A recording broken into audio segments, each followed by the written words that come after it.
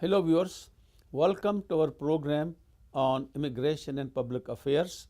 I am your immigration attorney Michael Fulwani. However, my partner David Nachman is still traveling, but hopefully within the next couple of weeks he will be here on the program again. In the meantime, we have requested our partner Ludka Zimochak, who is an attorney and a member of the law firm NPZ Group. Ludka, welcome. Thank you. Hello, everyone. And before we start talking, Ludka, on some core subjects, couple of quick announcements I want to make. Recently, I had a meeting with Congressman Caroline Maloney, the New York Congresswoman, and she told me that she's pushing very hard for issuance of Diwali postage stamp. And I told her that I'll definitely acknowledge her on the program, and also Ravi and Ranju Batra, who have contacted thousands of Indians and who have signed those memorandums and appeals to the congressmen. And I request you also to contact your congressman and push for approving this Diwali postage stamp. One of the other announcement is about every year there's a Teaneck International Film Festival in Teaneck in New Jersey.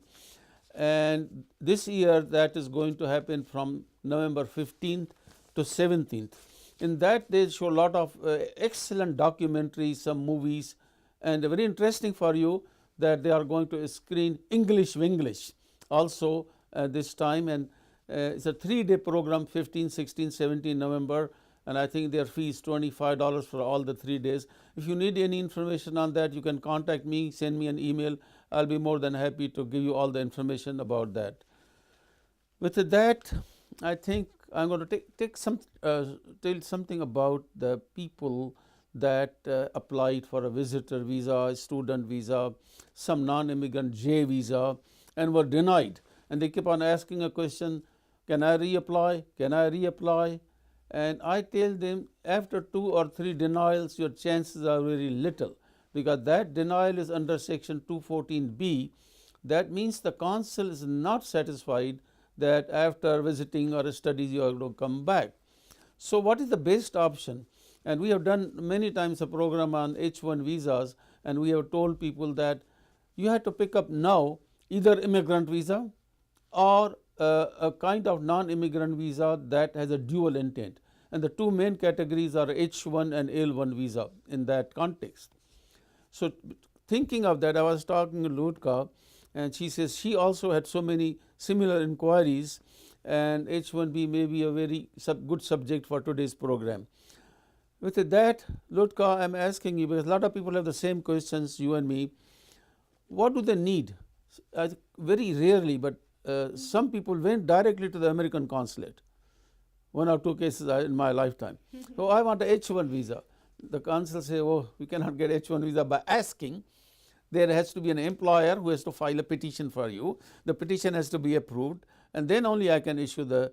Same thing happens on O and P visas when the film production companies come, the performers come by. Now they have been, understanding the right process. And many times initially when they started that petition filing, the consul told them, are you kidding? I'm not going to issue a visa. Petition, what petition? So with that, if you want to make a comment on what the dual intent is, and most important thing they want to know, the applicant says, what do you need from me? How am I eligible? What makes me eligible? What kind of employer? What kind of job duties? And the works. So with that, I give it to you to tell our audience as to what kind of information you need from the applicant, what kind of information or documentation you need from the employer, and how do you start the process, how long does it take?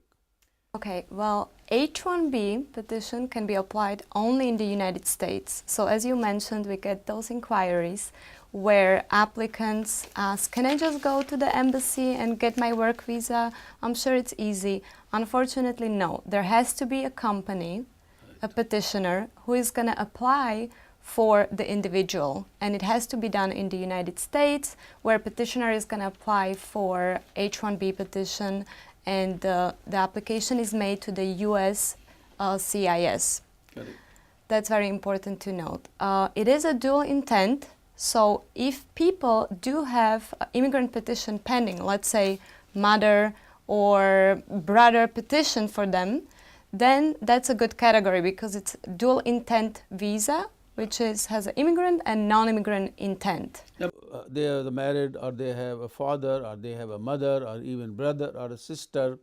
The American consuls are more inclined to deny that. They think because the close family relatives are in the US, this guy may go also and stay back.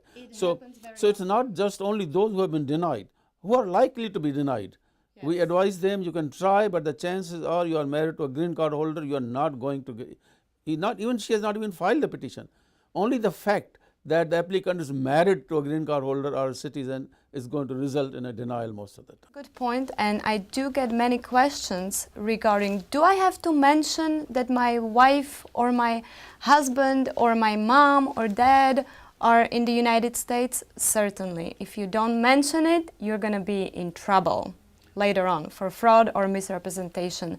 So on the non-immigrant application, you do have to state whether you have brother, sister, mom, dad, or husband in the United States and whether they're US citizens or green card holders. This reminds me to say a few words about how many people, like in Gujarat, get in the hands of unethical travel agents, other agents. I have done this so many times. Don't worry, don't mention it. Otherwise the consul is going to deny.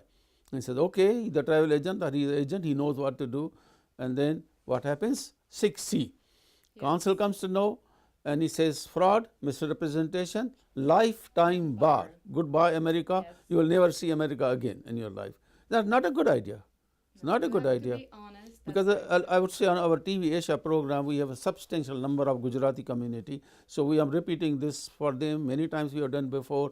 Please do not get into these scams or depend upon what a travel agent or an unethical person. So, oh, my brother told me, my sister told me, my cousin did like that, my neighbor did like that. They are not qualified immigration lawyers. They don't have the kind of experience that Lutka and I have. So, with that, you can continue further. Who qualifies for H1 visa?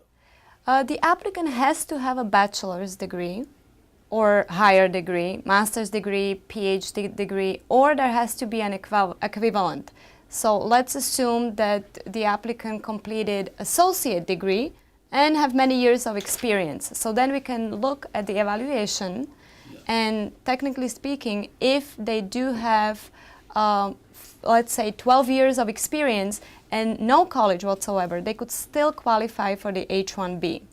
But it's very important to note that it has to be a specialty position and it's a professional occupation. So even if person holds a bachelor's degree or even a master's degree, it cannot be a skilled position. Point well taken, Lutka. But it's time for a short break. And right after the break, we will come back and continue this subject. Very important subject, a lot to talk about. Stay tuned. We will be back.